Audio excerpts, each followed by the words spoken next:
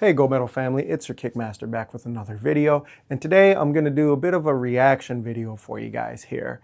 As you saw in the title and probably the thumbnail, the situation that I am going to be talking about. So stick around and we'll get into that video in a second. If this is your first time visiting my channel, I want to welcome you. Thanks for stopping by. If you feel you got any value or even just a little entertainment out of this video, if you could give us a thumbs up, I would really appreciate it. And if you feel like it was very valuable for you, consider subscribing. Okay, so let's get into the video here. Now, this has been said and done. It's over with.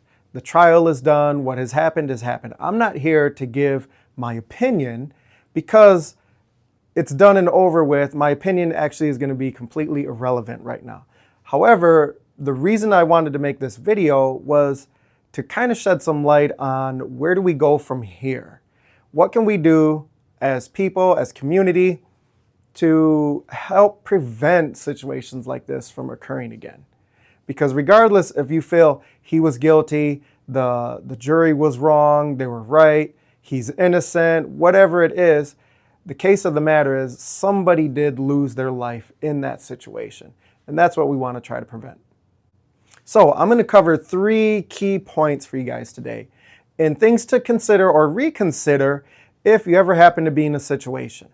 Point number 1 is always remember the golden rule. We'll come back to that in a minute. Point number 2, always assess your situation before engaging. And point number 3, the most important one, and I'm going to kind of camp here or come back to this one a little bit more later in the video. But point number 3, equip yourself with the proper tools so that way if you ever find yourself in any type of sticky situation, you're going to know how to handle it, handle yourself so that you can make it out. Okay, so the point of this video is survive, self-defense. That's what I want to kind of work on. So going to point number 1, golden rule, protect yourself at all times. Now in the fight world, that's how they tell the fighters, keep your gloves up, keep your eyes open. In the sport world, stay on your toes. What it's referring to is being aware at all times, never let your guard down. And in games and in sports and fight matches, we've seen it 100 times where one team or one person is ahead, they're winning, they're doing great, and they tend to start getting too relaxed. And the guard comes down, and then the underdog team or opponent comes back with this miraculous winning play or shot or hit, and then boom, all of a sudden the tables are turned, and the person that was once winning has now become the loser in that situation. And it simply was, perhaps they just let their guard down. So protect yourself at all times. Or what I teach in my self-defense classes is keep your body safe. So even if that's do enough to get out of the situation and run away, do that. There's nothing wrong with staying alive. So number 2 here is assess the situation here. So I'm going to play the video a little bit. I'm not going to play it in its full entirety, but I'm going to play it without the sound because I don't want to have a copyright strike or have something go on with my channel where I have to take this video down. So I'm hoping playing without the sound is going to help alleviate that problem because I really want to get the information out to everybody. Now, if you haven't seen this video or you don't know what I'm talking about here in the Apple River situation, go look it up. You can check out all the information. There's tons of videos out there, a lot of people doing reactions, and even the court trial videos on multiple channels and TV sources that you can go and watch pretty much the whole entire trial. I did watch, I want to say maybe 95% of it and all the testimonies, because I knew when that situation occurred, I wanted to come out and make a video to, again, perhaps explain to people how can we better judge our movements and action so that this doesn't occur again. In hindsight, it's always 2020. Many of them on the river that day are thinking now, I wish I would have done something different, or I wish I would have been more prepared. That's what I want to get out for people. Point number 2, assess the situation. I like to use the frame or the term, mind your business. And I don't mean that in an arrogant, stick to your corner and it's none of my business, so I'm not going to engage. There might be something happening that requires your help and attention. But when you approach it, do it with caution. It's not smart to just go and throw yourself up in front of a person that you don't know, or a group or a bunch of people that you don't know. You don't know what's happening. You don't know the backstories between two people. And that's very dangerous to go and put yourself in a situation right in the middle of that, in between it, without knowing anything that's going on. So what I would do if I needed, or I felt that there's somebody that needed help, I would go up and I would assess the situation. I would probably get a little close, but keep my distance at the same time. Look around, ask some questions of some people that are some other bystanders, maybe some people that have been there a little bit before I got there. Who's this? Do you know this person? Do you know that person? What's going on? Kind of look around at everybody. One of the things that I've always learned to do is you're always going to look down at the pockets of people and their clothes or anything that they're wearing. So, and notice if anybody's putting their hands in a coat pocket, an inside coat pocket, in their pants pockets, putting their hands behind them, stuff like that. Hands down usually is a sign of, I'm going to come up with a surprise, possibly. So that's something you want to take into consideration. Next thing I would do is, once I gathered a little bit of information, try to listen and hear what is going on. Now, that's going to be a little challenging, and if you watch that video, if you watch the trial, a lot of them said it was kind of hard to hear things because of the river and the noise of the water and being out in wide open space. But that doesn't mean it's impossible to listen. So you want to open those ears, really open those eyes and open those ears and listen to what's happening and what's going on. Also, when you are asking questions, listen to the answers.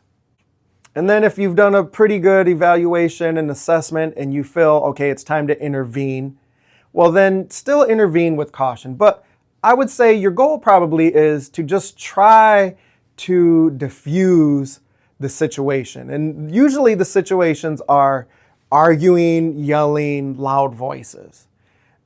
That's what you want to try to diffuse. Get it so that people are starting to calm down. And there's a number of different ways to do that. I would still refrain, and if you're still unsure and you're a stranger in the situation, I would still refrain from grabbing people, putting my hands on people, or pushing people apart even. When people are kind of tensed up and they're angry, or you got adrenaline going, nobody wants to be touched, especially by somebody they don't know. Even if it's in a friendly, light manner, and I'm just trying to push people apart so that we can diffuse a situation and nothing occurs. However, when all the senses are kind of going, and again, that adrenaline is pumping through, people don't tend to think clearly. So all they notice is some strangers coming over here putting their hand on me. And then that's where the slaps and hits start coming in. I would refrain a little bit from even just stepping in between people. But that is a way to diffuse a situation. So we know the outcome here of that situation. One person lost their life, and I believe it was 4 other people caught injuries. One was a very, very serious injury to where they needed severe, immediate medical attention. And again, I'm sure at the start of the day, that morning, none of them thought, hey, you know what, let's go out and engage in some type of encounter and argument so that we can all put our lives in danger. No, that was not the case there. But I would have to say they probably didn't approach it with enough caution. All right, so where do we go from here? Well, here's the one thing I'm going to shamelessly plug in for you guys. Here's where a martial art class and studying martial arts can really help you with the first 2 points that I talked about. Keeping your body safe and then assessing the situation. What martial arts is going to teach you is learn how to be self-aware, but also aware of all your surroundings. And on top of that, it's going to teach you to learn, and probably the most important point, teach you to learn how to remain calm and think clearly in an emergency situation. A lot of people panic Why? Because we're not expecting it to happen. So those situations just spring up out of nowhere. So when you study martial arts, yes, you're calm, you learn to be humble, and you have control all the time, but you also learn how to turn your switch on as soon as you need it. That's with the martial art class. So wherever you are, I would recommend seek one out. It would be a great time for you. Not only can you meet new people, but you can explore new things about yourself, achieve some goals, accomplish and break down some obstacles of things that you never thought you were capable of doing, overcome some fears, and better health overall. So again, and just kind of closing down the initial situation of the group that came over and kind of didn't have anything to do with the situation, but ended up becoming victims in that circumstance there. One of the things you don't really want to do is just, again, put your hands on somebody or engage and get too close to somebody. You want to keep some personal space. You never know what somebody is capable of. So always keep a good personal space. I always recommend, if I did have to get close to somebody, I'm going to recommend 2 to 3 feet of space between me. A little bit more than my arm's length. A little bit more than their arm's length. And the reason for that is it's going to give you enough time to react, to defend, to block, or protect yourself in the event something does happen. If you're too close, now a couple of things happen. If you're way too close, you don't really visually get to see the full spectrum of the situation. You kind of start working with tunnel vision now, and that's not a good thing. You want to be able to see everything and use that peripheral vision. The other thing, if I'm too close and something happens and their hand comes out, that's going to be really quick for them to actually do something to me, and I won't have enough time to react. So I always say about 2 to 3 feet of distance between you and somebody. So if you're the other person in the situation and somebody comes to you, then that's where you're going to back out and get some room there. Again, so you can get a better visual of everything that's going on, and there's going to be a little bit of a time delay if they try to do something towards you, or if they're going to reach in and grab something. I can either put more space between us, or I can react and engage and try to shut that person down. Again, if you know what you're doing. And then just use your voice at first, which a lot of them were doing in the video, and I think that's where a lot of the confusion came in, is they were telling this guy to leave. They were telling Nicholas Mew to leave and go. We don't want you here. And he didn't exactly leave. He just kind of hung around, almost to the point where, for me watching the video, and not really knowing this guy, and he didn't really say anything at first, I would have thought that maybe he doesn't understand English. You know, he did kind of have this look on his face of confusion. And usually that might be somebody who doesn't speak English very well. So they kind of really don't know what's going on. And all these kids and people are yelling at him. The river is noisy, right? So he found himself in a bad spot. Well, if that was me, yes, I would have just walked away. Clear out. There's no need for me to be here, and keep myself safe. Which brings me to my next point here. So what should you do again if you are the Nicholas Mew and you find yourself in that situation? How do you protect yourself and keep yourself safe? Because regardless, again, if you felt he was in the right for self-defense or he was in the wrong and he acted recklessly, again, it kind of doesn't matter right now. The whole situation is done and over with. But somebody did lose their life and other people were injured. He could have easily been injured as well, more than just getting pushed down and punched in the face and pushed around a little bit. I mean, he's kind of lucky none of those younger kids had anything on them or decided to start throwing beer bottles or cans or pick up a rock and start hitting him with it. He kind of put himself in a bad situation as well by not just leaving, walking away, and letting the situation diffuse itself. Oh, here's what I would have done if I was Nicholas Mew.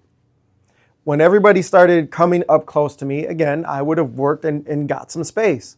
And I have 2 female girls yelling at me and yelling in my face. I would have just walked away, but I would have said something. I would have at least told them, okay, get back, stop yelling at me.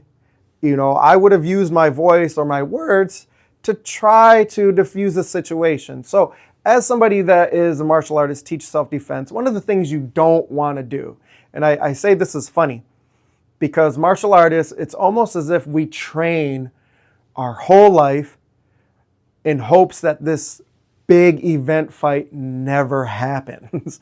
So it's a bit of a paradox there. We're training for something to happen, but we really hope it doesn't happen. Because now look at, 5 to 6 to 7 of those people that were involved in that situation, their lives have been changed forever now. And that's not a good thing, because they didn't change for the better. They changed, all their lives kind of changed for the worse. Use your voice. Tell people, quiet down, calm down. I'm no threat. I'm not trying to hurt you. Please, back up. That kind of stuff there.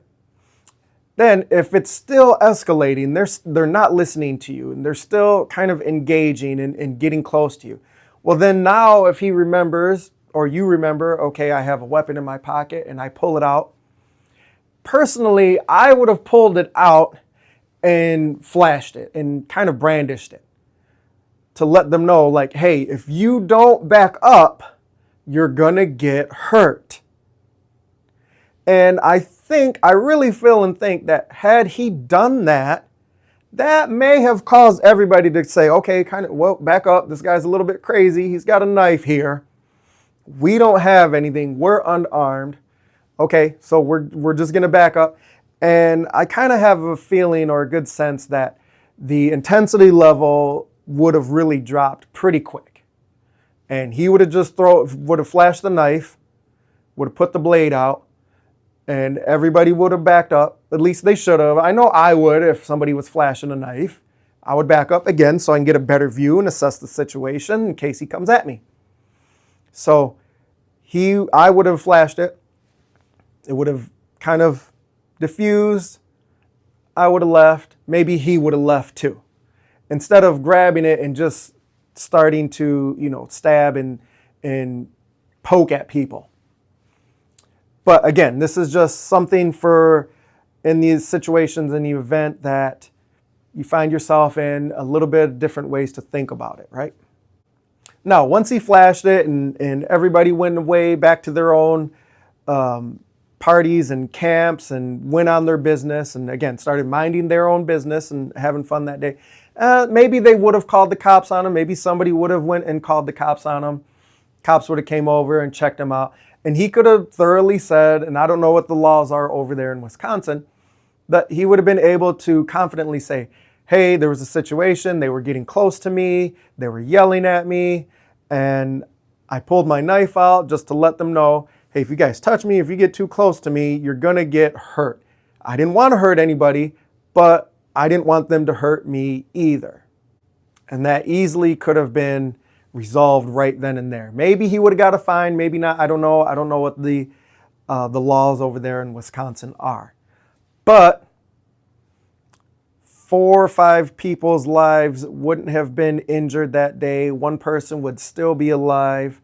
And if you knew anything about the situation, again, Nicholas Mute, he is now convicted and he's going to be in prison for a very long time. He'll more than likely die in prison. I forgot how many years he got. It was like 50 years or something like that. And he's already in his mid-50s or 60s, somewhere around there. And he ended up getting divorced. So it was not overall a good situation to put yourself in.